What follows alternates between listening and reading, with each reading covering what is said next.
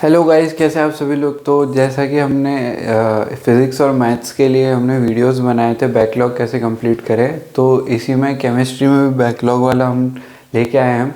क्या आपको इसमें बताएंगे कि कोई चैप्टर अगर आप जिस पर चल रहे हैं, अगर आपका उससे पहले वाला चैप्टर छूटा हुआ है तो या तो उसको कवर करें या हम उस चैप्टर को कंटिन्यू कर सकते हैं। जैसे आपका आयनिक इक्विलिब्रियम चल रहा है तो आपके लिए इसमें से कौन कौन से चैप्टर आना ज़रूरी है जो आयनिक इक्विलिब्रियम पढ़ने के लिए, है ना। जैसे आप मोल कंसेप्ट पढ़ रहे हैं तो इससे पहले आपको एटॉमिक स्ट्रक्चर आना ज़रूरी है क्या, ऐसा जो भी है हम आज अब डिस्कस कर लेंगे, है ना। तो जल्दी से इस वीडियो को शुरू करते हैं बिना किसी देरी के।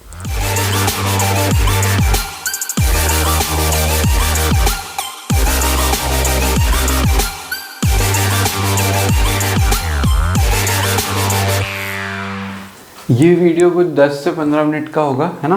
और 10 से 15 मिनट में आपको सारे डाउट क्लियर हो जाएंगे कि हमारा बैकलॉग जो है कैसे कंप्लीट करना है या क्या स्ट्रेटेजी होनी चाहिए। तो अगर आपने टेलीग्राम ग्रुप अभी तक ज्वाइन नहीं किया है तो जल्दी से जाके कर लो। और अगर आपको कोई क्वेरी आती है तो आप मेरे को, मेरा यूज़र नेम दिया हुआ है लिंक में, आप वहाँ से जाके मेरे को टेलीग्राम पे कांटेक्ट कर सकते हो। ठीक है, तो सबसे पहले हम बात कर लेते हैं फिज़िकल केमिस्ट्री की। फिज़िकल केमिस्ट्री में सबसे पहला आता है एटॉमिक स्ट्रक्चर। अगर आपने एटॉमिक स्ट्रक्चर कर रखा है ना, तो फिज़िक्स में जो 12th की फ़िज़िक्स है उसमें एटॉमिक स्ट्रक्चर्स के कुछ टॉपिक्स आते हैं, तो वहाँ से आप करने में आपको इजी रहेगा। ठीक है, एटॉमिक स्ट्रक्चर अगर आपने कर रखा है तो अगर छूट गया है आपका तो आपको क्या करना है, एटॉमिक स्ट्रक्चर के नोट्स ले लीजिए और उसको पढ़ के और आप इसके क्वेश्चन प्रैक्टिस करिए। ठीक है, मोल कंसेप्ट पूरी केमिस्ट्री का बेसिक है। मूल कंसेप्ट आता है तो केमिस्ट्री आती है, मूल कंसेप्ट नहीं आता है केमिस्ट्री नहीं आती है। इसमें से भी क्या, जो आपके जो रिडॉक्स वगैरह है वो आने ज़रूरी है। बाकी एज सच जो कहते हैं ना ये कि जो स्टाइकियोमेट्रिक कोफिशिएंट और वो एफिशिएंसी वगैरह वो सब ज़रूरी नहीं है। आपको आना चाहिए एक तो कोफिशिएंट वगैरह बैलेंस करना है, जो बेसिक जो चीज़ें होती है ना वो। आइडियल गैस और रियल गैस अपने आप में सेपरेट टॉपिक्स है। अगर आप इनको कर लेते हैं तो आपके जो थर्मोडाइनमिक्स वगैरह आती है तो उसमें आइडियल गैस की कुछ इक्वेशंस आती है। ठीक है, रियल गैस अपने आप में अलग से टॉपिक है। केमिकल इक्विलिब्रियम अगर आपको करना है तो उसके लिए आपको मोल कंसेप्ट थोड़ा सा आना ज़रूरी है। अगर आप केमिकल इक्विलिब्रियम में हैं तो आयोनिक इक्विलिब्रियम करने के लिए थोड़ा सा आइडिया लग जाएगा आपको, तो केमिकल इक्विलिब्रियम अच्छे से करिए।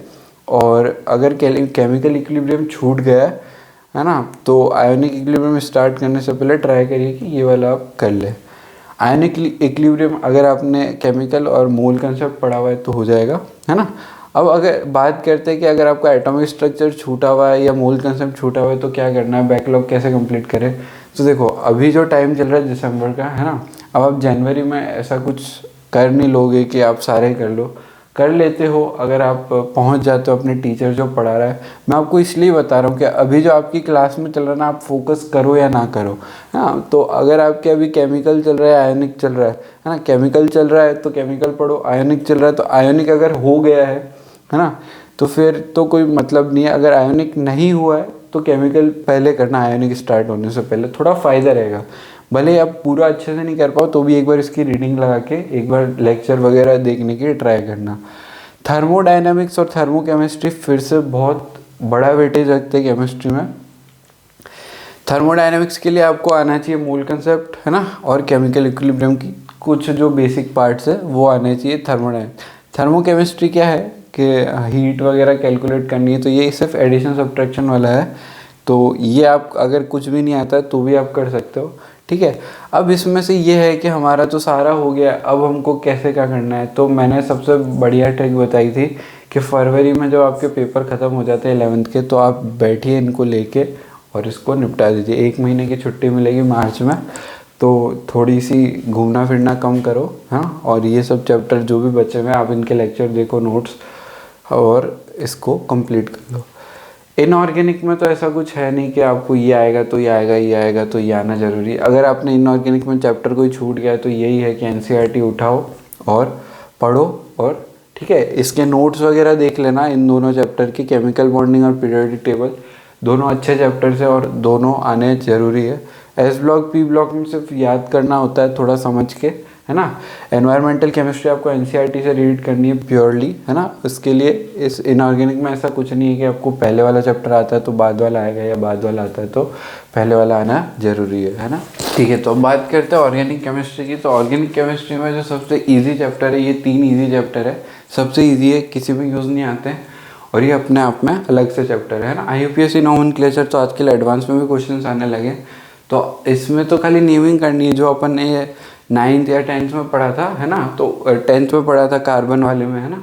तो उसमें से बस थोड़ा और एडवांस में जाके और थोड़ा और नोमेनक्लेचर को अच्छे से समझा रखा है।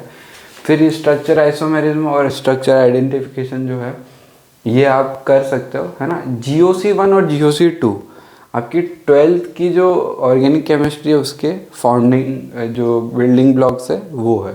तो इन दोनों चैप्टर को छोड़ना नहीं है आने वाले के लिए, ठीक है। आपके 12th की पूरी जो ऑर्गेनिक केमिस्ट्री वो इस चीज़ पे डिपेंडेंट है।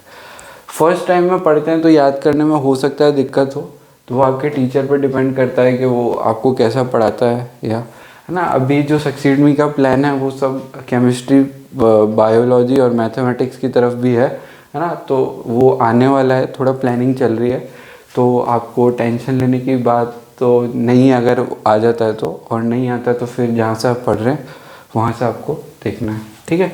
तो यही था 11th में केमिस्ट्री में ऐसा बहुत ज़्यादा बैकलॉग अगर हो जाता है तो यही होता है कि फिर चैप्टर छोड़ने पड़ते हैं, है ना। तो मैं यही सजेस्ट करूँगा कि अगर जो भी अभी चैप्टर चल रहा है उसको एक बार पढ़ लो। जैसे अगर आयनिक भी चल रहा है तो उसको समझ लेना। ऐसा नहीं कि केमिकल के पीछे यार केमिकल आता ही नहीं, भैया ने बोला था तो आयनिक आएगा ही नहीं, ऐसा नहीं होगा। क्लास अटेंड करोगे, अगर 50% भी समझ में आता है ना तो बहुत है ना। बहुत ज़्यादा है ना, 50% भी आ गया चैप्टर में से तो आधा चैप्टर तो हो ही गया, है ना। तो कर लेना एक बार। ऐसा मत करना कि केमिकल इक्विलिब्रियम करा ही नहीं, भैया ने बोला था कि आयनिक इक्विलिब्रियम के लिए यूज़ होता है तो हम करेंगे ही नहीं, ये कोई साइंस वाली बात नहीं है, ठीक है। क्लास आपको सारी अटेंड करनी है जहाँ पे भी आप कर रहे हैं। तो इस वीडियो में बस इतना ही रखते हैं, ठीक है। आपके लिए प्लानिंग चल रही है कि मैथ्स और केमिस्ट्री और बायो ये आपके लिए इंट्रोड्यूस कर ले, है ना। तो बायो का तो मुझे आइडिया नहीं है क्योंकि मैं JEE एस्पिरेंट था, तो बायो का देखते हैं अगर बना पाते बैकलॉग कैसे कवर करें, या कौन कौन से चैप्टर। शायद बायो में भी ऐसे ही होता है कि जो चैप्टर्स होते हैं, जो यूनिट्स होती है वो डिपेंडेंट होती है एक दूसरे पे, बाकी जो चैप्टर्स होते हैं वो तो अलग अलग ही होते हैं। जो इनऑर्गेनिक वाला सीन है वही होता है ना। मेरे को ज़्यादा आइडिया नहीं है इसलिए बायो का मैं अभी कुछ नहीं बताऊँगा। तो इस वीडियो में इतना ही रखते हैं, और कोई भी दिक्कत आती है तो टेलीग्राम में आप मैसेज कर सकते हो या कमेंट सेक्शन में बता देना। Thanks for watching.